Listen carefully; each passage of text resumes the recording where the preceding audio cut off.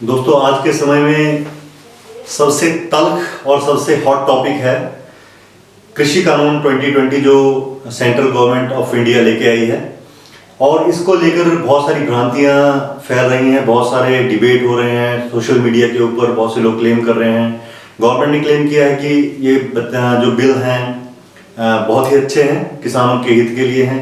जैसा कि इनके नेम से पता लगता है कि हमें the farmers produce trade and commerce promotion and facilitation bill 2020 जो फर्स्ट बिल है। सेकंड है the farmers, this is protection and empowerment agreement on price assurance and farm services bill 2020 second bill है जिसके अंदर कॉन्ट्रैक्ट फार्मिंग जो है, contract farming का provision है। थर्ड है the essential commodities amendment act amendment bill 2020 जिसने डीरेगुलेट किया है प्रोडक्शन को, storage, movement and cell of essential commodities. Essential हम इन बिलों में जो मेन पॉइंट्स हैं हम सिर्फ उन पे बात करेंगे, क्योंकि बिल्स कई पेजेस के हैं और इनमें अगर हम कमोडिटीज की बात करें तो बहुत सारी कमोडिटीज को डिफाइन किया गया। पहले चैप्टर के अंदर डेफिनेशंस हैं, जो डेफिनेशंस हमें ये बताती हैं कि यहाँ पे फार्मर अगर है तो फार्मर कैटेगरी क्या है, अगर फूड ग्रेन्स है तो फूड ग्रेन्स में कौन कौन सी कमोडिटीज हैं, अगर इसेंशियल कमोडिटीज है तो इसेंशियल कमोडिटीज में कौन कौन सी चीजें इंक्लूड की जाएंगी। अगर हम प्रोड्यूसर्स की बात करें, प्रोड्यूसर में फार्मर्स, कंपनीज या फार्मिंग ऑर्गेनाइजेशंस या फार्मिंग समिति जैसे सहकारी समितियां होती हैं, तो they all comes into farmer. तो वो डेफिनेशंस में हम उन पे नहीं जाएंगे, हम बिल्स पे आते हैं। First bill the farmer produce trade and commerce promotion and facilitation bill 2020 जो ये कहता है कि फार्मर्स जो है, जो एपीएमसी है, जो agriculture produce production committee area है एपीएमसी, उस एपीएमसी एरिया से बाहर जाकर वो ट्रेड कर सकता है, फार्मर्स को बेच सकता है, जो कि बहुत ही अच्छा पॉइंट है। बट मैं कुछ एग्जांपल के साथ आपको बताना चाहूंगा कि जो फार्मर है ही इज नॉट कैपेबल। जो इंडिया का फार्मर है, 85% of Indian farmers are marginal farmers, जो कि कैपेबल नहीं है कि वो दूसरे स्टेट में जाकर अपनी जो फूड क्रॉप्स हैं, जो भी फार्मिंग प्रोड्यूस हैं, उनको बेच सकें। जैसा कि और सेकंड थिंग इज दैट कि अगर हम किसी दो स्टेट की बाउंड्रीज पे रह रहे हैं तो उनमें कभी भी किसी स्टेट ने फार्मिंग के ऊपर कोई बार नहीं है कि वो दूसरे एरिया में जाकर उसे कोई रोके। जैसे कि उत्तराखंड के अंदर डोईवाला मिल के अंदर हिमाचल से गन्ना आता है। फॉर एग्जांपल हिमाचल के लोग हरियाणा की मंडियां खिदराबाद या छछरौली एरिया यमुनानगर में पड़ते हैं, वहां पे जाके अपनी क्रॉप्स को बेचते हैं। उत्तराखंड के बहुत से लोग यूपी की गन्ना मिल्स में या गन्ना चरखियों पे, जहाँ पे रेट अच्छा मिलता है, वहां पे जाकर गन्ना देते हैं, जिसके ऊपर कभी भी कोई डिस्प्यूट नहीं है, कोई रोक नहीं है, ठीक है। बट गवर्नमेंट ने जो ये कहा है कि फार्मर्स को हमने छूट दे दी है, it is clearly written there chapter 2 के अंदर क्लॉज 4.1 जो है वो क्लियर कहता है कि ट्रेडर्स कैन ट्रेड इंटरस्टेट और interstate through a farmer produce और through other traders in the trade area. मतलब कि जो भी ट्रेडर्स हैं, यहाँ पे व्यापारियों की बात हो रही है, फार्मर्स की बात नहीं हो रही है, ठीक है। फार्मर्स तो पहले से बेच सकते हैं, अब गवर्नमेंट ने इस बिल के पहले बिल के थ्रू इंट्रोड्यूस किया है, कानूनी हक दिया है ट्रेडर्स को, ताकि उनके ऊपर कोई ऑब्जेक्शन ना कर सके, वो बेच सकें। अब इसमें किसानों का कोई फायदा है या नहीं है, दैट इज सेकंड पॉइंट, ठीक है। उस पे जजमेंट पब्लिक देगी कि वो फायदा है या नहीं है। ट्रेडर्स कैन ट्रेड, क्लियरली व्यापारियों को छूट दी गई है कि वो किसी भी ट्रेड एरिया के अंदर जाकर बेच सकते हैं, खरीद सकते हैं, सीधा किसान से भी थ्रू फार्मर्स और प्रोड्यूसर्स और through any other trader in the trade area. दूसरा व्यापारी जो कि उस एरिया में जो खेती बाड़ी से जुड़ा हुआ कोई ऑर्गेनाइजेशन है या फिर कोई ट्रेडर है, उसके थ्रू खरीद सकते हैं, ठीक है। फर्स्ट थिंग तो इसमें कोई बहुत बेनिफिशियल, जितना गवर्नमेंट या एग्जैजरेट करके जितना बढ़ा चढ़ा के दिखाया जा रहा है, जितना हमारे टीवी मीडिया कह रहा है कि किसान को मिली आजादी, ठीक है, हमारे टीवी मीडिया चीख के कहते हैं अब किसान मारा मार हो जाएगा या व्हाटएवर, ठीक है, तो ऐसा कुछ होने वाला नहीं है। बिकॉज अगर हम बात करें कि अगर हम उत्तराखंड में हैं या पंजाब में हैं और हम कहें कि हम यूपी में जाके भेज देंगे, यूपी में तो पहले ही रेट अगर हम गेहूं का रेट की बात करें तो गेहूं का रेट 1500-1600 रुपये मिल रहा है, जो पंजाब का ऑलरेडी 2000 रुपया है, तो 2000-2100 है, तो वो क्यों बेचेगा? दूसरे स्टेट में जाने की उसको जरूरत ही नहीं है। ठीक है, जो इस्टेब्लिश मंडी सिस्टम है वो स्ट्रॉन्ग है। ठीक है, उसको एम्पावर नहीं किया गया है, उसके एडिशनल मंडी सिस्टम सेकंड की बात करें हम, जो उन्होंने कहा है कि हम प्राइवेटाइजेशन, मंडी सिस्टम का प्राइवेटाइजेशन करने की कोशिश कर रहे हैं ताकि प्राइवेट मंडियां उसके पैरेलल में आ जाए। ठीक है, तो ये चीज डिजायरेबल भी नहीं है कि प्राइवेट मंडियां गवर्नमेंट मंडीज के पैरेलल में आ जाए, because they are like private schools की वो आहिस्ते आहिस्ते क्या करेंगे, जो हमारी गवर्नमेंट मंडियां श्रिंक होती जाएंगी, जैसा कि मध्य प्रदेश में हुआ है। मध्य प्रदेश में जो गवर्नमेंट मंडियां हैं उन्होंने वो श्रिंक हो गई है, उन्होंने क्या किया, अपनी कैपेसिटी कम कर दी है। अगर वो 1000 टन खरीद रही थी तो सेकेंड ईयर में 750 टन पे आ गई, उसके बाद वो 500 टन पे आ गई, और देन ग्रेजुअली वो क्या है, खरीद कम करती जाएंगी और प्राइवेट मंडियां स्ट्रांग होती जाएंगी। ठीक है, प्राइवेटाइजेशन को स्ट्रांग किया जा रहा है, फर्स्ट थिंग। सेकंड है जो है the farmers prevention and empowerment agreement on price assurance and farm services bill 2020, जो कि कॉन्ट्रैक्ट फार्मिंग है। ठीक है, यहाँ पे डिफरेंट लिखा गया है इसको कि प्रोटेक्शन एंड एम्पावरमेंट, प्रोटेक्शन और एम्पावरमेंट, इसमें जो एक्चुअल में प्रोटेक्शन और एम्पावरमेंट है वो दिया गया है जो कॉर्पोरेट है, क्योंकि इसके अंदर कॉन्ट्रैक्ट फार्मिंग है। हमारे यहाँ पे अगर हम कॉन्ट्रैक्ट फार्मिंग को हिंदी में कहें, जमीन ठेके पे देना है, बटाई पे देना, ये मुद्दतों से चला आया है। ठीक है, जमीन ठेके पे देना, बटाई पे देने में कोई बुराई नहीं है, और कॉन्ट्रैक्ट फार्मिंग अगर हम कहें, कॉन्ट्रैक्ट फार्मिंग जो गवर्नमेंट ने कहा है इसमें कोई बुराई नहीं है। बट कॉन्ट्रैक्ट फार्मिंग, जब एक किसान दूसरे किसान को कॉन्ट्रैक्ट पे फार्मिंग करने के लिए देता है तो उसको उससे कोई खतरा नहीं होता, क्योंकि वो क्या, अगर वो लिखित में कॉन्ट्रैक्ट नहीं भी करते हैं तब भी वो बटाई आपसी समझ से बांट लेते हैं। अगर वो लिखित में भी करता है, अगर वो कहीं दूर दराज रहता है, जैसे अगर मेरी जमीन यूपी में है या हिमाचल में है, तो अगर मैं कॉन्ट्रैक्ट दे रहा हूं तो अगर मैं इनसिक्योर फील कर रहा हूं मैं उसको रिटर्न में ले लूंगा।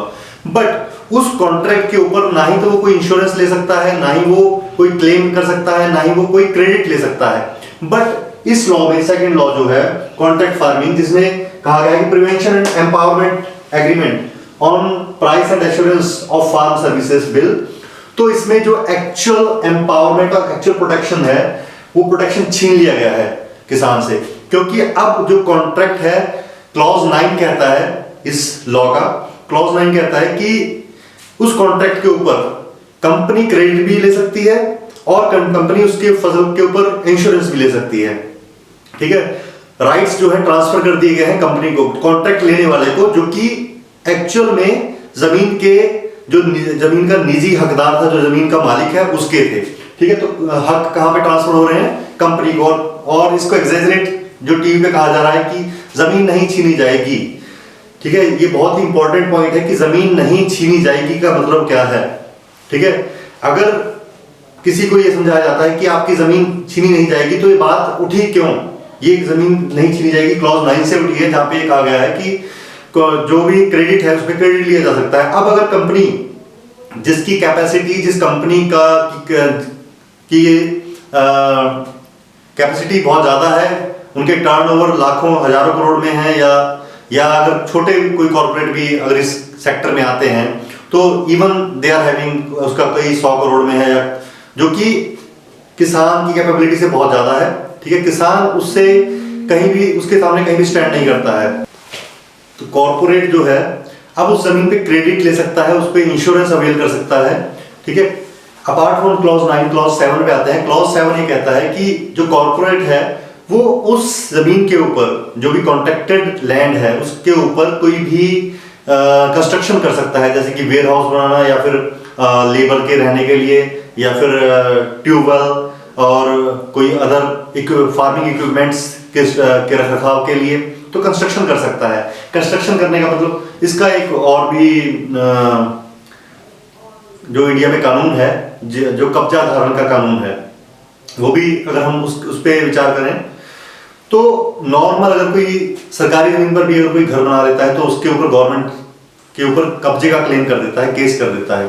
ठीक है, और गवर्नमेंट को बड़ी परेशानी होती है उस जमीन को वापस लेने में। इसी तरह से अगर कोई आपसी दो व्यक्तियों का कोई झगड़ा होता है, अगर किसी ने किसी जमीन के ऊपर कंस्ट्रक्शन कर लिया है तो उसको वापस लेना बड़ा मुश्किल हो जाता है।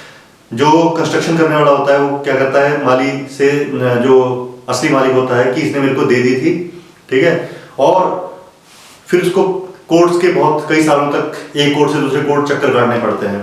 तो चलो हम इसको भी मान लें कि ऐसा कुछ नहीं होने वाला है।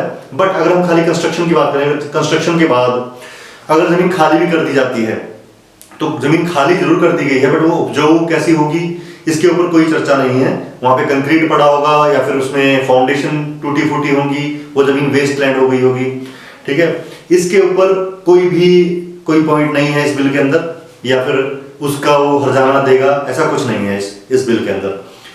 सेकंड थिंग, जब कॉन्ट्रैक्ट फार्मिंग की बात हो रही है तो कॉन्ट्रैक्ट फार्मिंग में क्लियर है कि यू हैव टू सो, जो आपने बीजना है, जो भी बोना है जमीन में, वो कॉन्ट्रैक्टर के अकॉर्डिंग खाद, कॉन्ट्रैक्टर के अकॉर्डिंग बीज, ठीक है।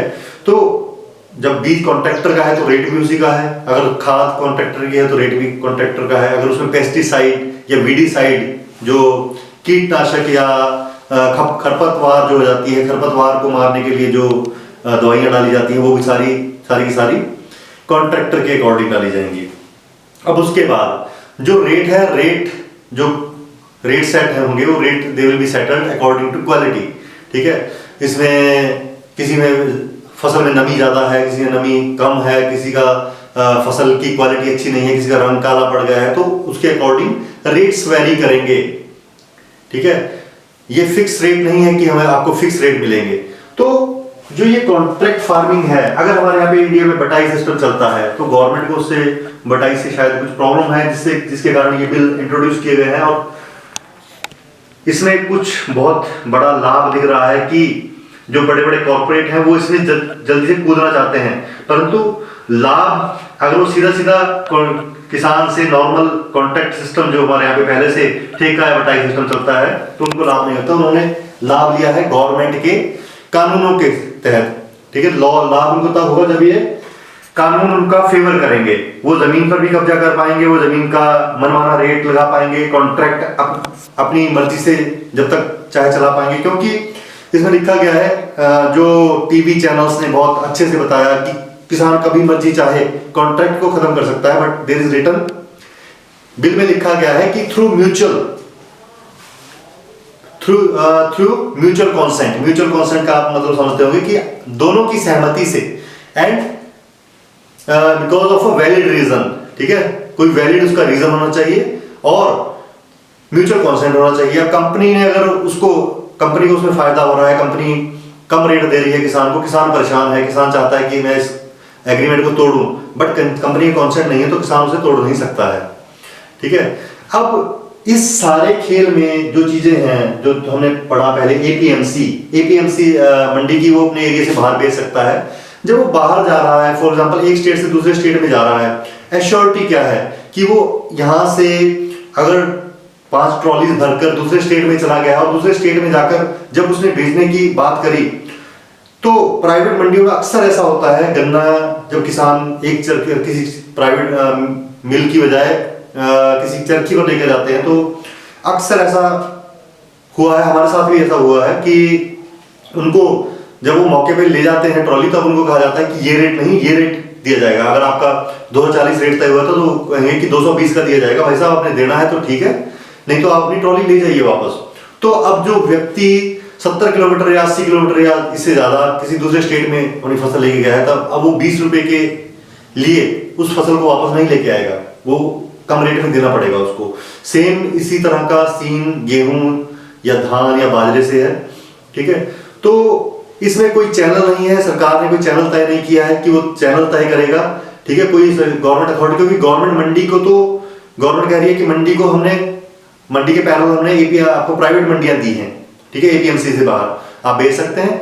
तो प्राइवेट जो सिस्टम है, अब जो प्राइवेट जो भी खरीदार है वो समाज सेवा के लिए नहीं है, वो कोई मंदिर या गुरुद्वारा नहीं है कि वो हमारा फायदा करने के लिए बैठे हैं, वो अपने फायदे के लिए बैठे हैं। उनको पता है अगर हमारे यहाँ से 20 ट्रॉली अगर चल के फसल की भर के स्टेट में चली गई हैं, तो उनको पता है कि ये उस स्टेट से आए हैं, अगर वो 100 किलोमीटर से आए तो अब वो बेच के ही जाएंगे, तो ऑब्वियसली उनको बहुत अच्छा रेट नहीं मिलने वाला है। कॉमन सेंस की बात है, बिल्कुल ठीक है। अब हम आते हैं तीसरे bill pay, the essential commodities amendment bill 2020। जो एसेंशियल कमोडिटीज है, जो जीने के लिए जरूरी वस्तुएं हैं, ये जो बिल है ये सबसे इंपॉर्टेंट है और सबसे खतरनाक है, ठीक है। इसमें अमेंडमेंट बिल है, इसमें अमेंड किया गया है।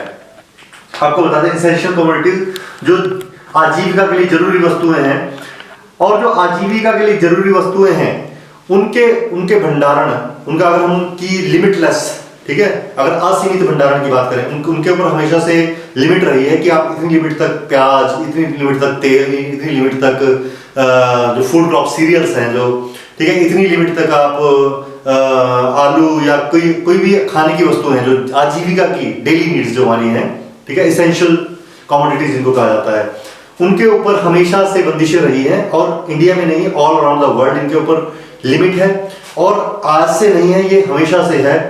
अगर हम राजा महाराजाओं की बात भी करेंगे तो, या ब्रिटिशर्स की बात भी करेंगे तो, उन समय में भी जो आजीविका की वस्तुएं थी और जो अभी भी हैं, अगर उसका एक्सेस कोई जरूरत से ज्यादा भंडारण करता था तो राजा उसको जब्त कर लेते थे, उनको सजा दी जाती थी। फिर ब्रिटिशर्स आए, उन्होंने कानून लाए, ठीक है, वही कानून, उनमें कुछ संशोधन करके वो कानून सुधार के हर चीज को, हमारे डिस्ट्रीब्यूशन सिस्टम, जो हमारा कंट्री का डिस्ट्रीब्यूशन सिस्टम है कि कहां पर कितनी जरूरत है, उसके अकॉर्डिंग उनके भंडारण की लिमिट तय की जाती है।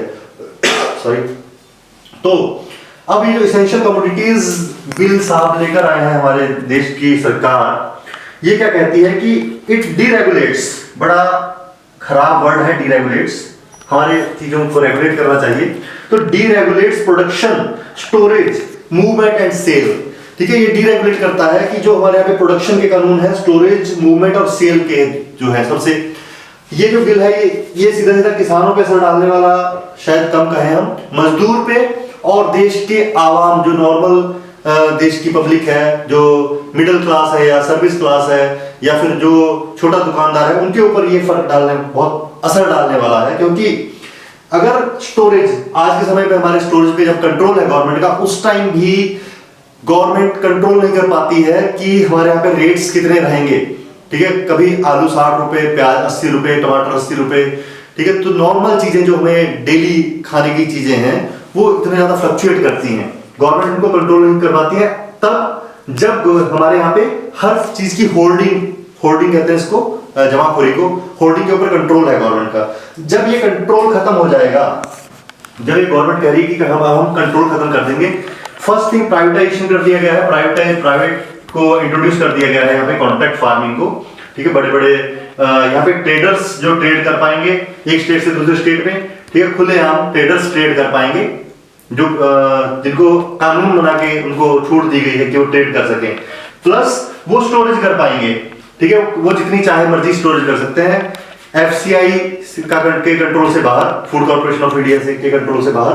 अब अगर वो स्टोरेज भी प्राइवेट कंपनियां कर पाएंगी और वो ट्रेड भी कर सकते हैं, कहीं से खरीद फरोख्त भी कर सकते हैं, प्लस वो कॉन्ट्रैक्ट फार्मिंग भी कर सकते हैं। और कॉन्ट्रैक्ट फार्मिंग में जो किसानों के नॉर्मल जो कॉन्ट्रैक्ट होते हैं, जो बटाई सिस्टम है, अगर उसको खत्म कर दिया जाता है, प्रोटेक्शन एंड एम्पावरमेंट अगर खत्म किया जा रहा है यहाँ पे, इसको प्रोटेक्शन एंड एम्पावरमेंट बताया गया है कि फार्मर्स को दिया गया है, लेकिन ये प्रोटेक्शन एंड एम्पावरमेंट दिया गया है कॉर्पोरेट को, जो कंपनियां कॉन्ट्रैक्ट फार्मिंग करना चाह रही हैं। तो अब इस सिनेरियो में जब सभी कानून प्राइवेट के कंट्रोल में है, उस केस में सभी चीजों की बिल्कुल क्लियर सी कॉमन सेंस की बात है, सभी चीजों की कीमत लाजमी है कि बढ़ेगी, ठीक है। और जो आलू आज 60 रुपए चला जाता है, जो किसान के खेत में से 200 रुपए 300 रुपए बोरी जाता है, बोरी में 50 किलो आलू आता है, ठीक है। तो अगर हम 2 बोरी कहें कि 1 क्विंटल, तो 3 रुपए के हिसाब से या 4 रुपए के हिसाब से वो 600 या 800 रुपए क्विंटल जाता है। तो अगर 600 रुपए क्विंटल खरीदा जा रहा था, ठीक है, बट अब यहाँ पे वो 600 रुपए वाला, जब 6 रुपए वाला आलू जब 60 रुपए चला जाता है, गवर्नमेंट का उस पर कोई कंट्रोल नहीं है, 60 रुपीज में चला जाता है, ठीक है, गवर्नमेंट उसको कंट्रोल नहीं कर पाती है। जो प्याज हमारे यहाँ पे महाराष्ट्र सबसे ज्यादा प्याज प्रोडक्शन करता है, ठीक है, वहां से प्याज 4 से 5 रुपए क्रेट से खरीदा जाता है, जो हमारे यहाँ पे 80 रुपीज में भी पहुंच जाता है, 80 रुपए, ठीक है। जबकि गवर्नमेंट का ये जो एसेंशियल कमोडिटीज है इसके ऊपर कंट्रोल है, ठीक है, होर्डिंग के ऊपर कंट्रोल है। होर्डिंग, एक्सेस होर्डिंग एक जुर्म है, क्राइम है, ठीक है। ऑल अराउंड द वर्ल्ड जो क्राइम है उसको गवर्नमेंट ने कहा कि हम इसको लीगल जामा पहना देते हैं, अब ये क्राइम नहीं है, आज से इसको क्राइम ना समझे। तो हम मान लें कि ये क्राइम नहीं है। 80 रुपए जो था, हो सकता है कि 800 रुपए भी चला जाए, हो सकता है ये आलू जो 60 रुपए है ये 300 रुपए भी चला जाए। तो जो मजदूर तबका है, जो हमारा राइट टू लिवलीहुड है, जीने का अधिकार, तो शायद वो उसका हनन हो रहा है, क्योंकि जो फंडामेंटल राइट्स हमें कहते हैं हमें हर किसी को जीने का अधिकार है। जो 5 लोगों की एक फैमिली है जिसमें एक सिंगल ब्रेडविनर जो अकेला आदमी कमाने वाला है, वो अगर 300-400 रुपए दिहाड़ी लेके आता है, तो 300 रुपए की दिहाड़ी में क्या वो 200 रुपए का 300 रुपए का आलू 1 किलो खरीद पाएगा? क्या वो उसके अलावा बाकी खाने की चीजें खरीद पाएगा, या फिर वो एक समय रोटी खाएंगे? तो ये बड़े कंसर्न, बड़े ही गंभीर विषय है, बड़े ही सोचने का विषय है। तो ये जो तीनों बिल हैं, तीनों बिलों का विरोध इसीलिए हो रहा है। देश भर का किसान, जिस भी किसान को जो भी जागरूक है, जिसको इस तीनों बिलों का समझ में आ रहा है कि ये बिल है क्या, वो क्लियरली इनका विरोध करेगा। अब बात करते हैं सिंपल सी एमएसपी की, कि एमएसपी क्यों मांग रहे हैं। कांग्रेस ने भी एमएसपी नहीं दी, ठीक है। इससे पहले अगर हम किसी और सरकार की बात करें, स्टेट्स गवर्नमेंट्स की बात करें, उन्होंने भी एमएसपी नहीं दी। तो एमएसपी की मांग अब बीजेपी गवर्नमेंट से क्यों, अब हमारी जो तत्कालीन सरकार है उनसे क्यों? तो एमएसपी की मांग किसान इसलिए कर रहा है क्योंकि जब ये सारी चीजें, प्राइवेटाइजेशन हो रहा है, ठीक है, प्राइवेट कंपनियां ट्रेड भी कर पाएंगी, प्राइवेट कंपनियां कॉन्ट्रैक्ट फार्मिंग भी कर पाएंगी, प्राइवेट कंपनियों के स्टोरेज पे भी कोई लगाम नहीं है सरकार की। जब सब कुछ प्राइवेट के हाथ में आप दे रहे हैं, तो उस समय किसान जो खेती अगर कर रहा है, अगर वो कॉन्ट्रैक्ट फार्मिंग के अंडर नहीं है, तो उसको अपनी कीमत, या कॉन्ट्रैक्ट फार्मिंग के अंडर है या नहीं है, तो अपनी फसल की कीमत का कोई ना कोई एश्योरिटी चाहिए। अगर कोई बंदा दिहाड़ी करने जाता है तो वो पहले पूछता है कि मुझे कितनी दिहाड़ी दोगे, 300 या 400। अगर हम कहीं पे जॉब लेने जाते हैं तो हम सैलरी निर्धारित करते हैं पहले फर्स्ट डे। तो किसान जब एमएसपी मांग रहा है, तो इसमें इतनी हलचल क्यों, देश में इतना ज्यादा विरोध क्यों, किसान एमएसपी क्यों मांग रहा है? एमएसपी अब जो मांगी जा रही है वो इसलिए मांगी जा रही है क्योंकि सरकार किसान को प्राइवेट हाथों में दे रही है पूरी तरह से, ठीक है। अगर हमारी सरकार प्राइवेट में देना चाह रही है तो एमएसपी की गारंटी दे, कम से कम कुछ तो किसान के पास एश्योरिटी हो कि मेरे को इतने रेट पे हर कोई खरीदेगा, इससे कम कोई नहीं खरीदेगा। अगर सरकार एमएसपी नहीं देना चाहती तो सरकार ये बिल क्यों लेके आ रही है प्राइवेट हाथों में? हर किसी का कॉन्फिडेंस गवर्नमेंट में होता है, हर किसान का है, हमारा भी है, कॉन्फिडेंस सरकार पे है। अगर गलत कानून आएगा तो उस गलत कानून में हम गलत में कॉन्फिडेंस कैसे दिखा पाएंगे, कैसे उसके साथ हम अलाइन हो पाएंगे, हम कैसे कह पाएंगे कि ये ठीक है, क्योंकि वो ठीक नहीं है, उसमें कोई भी पॉइंट ठीक नहीं है, जैसे कि हमने अभी डिस्कस किया है।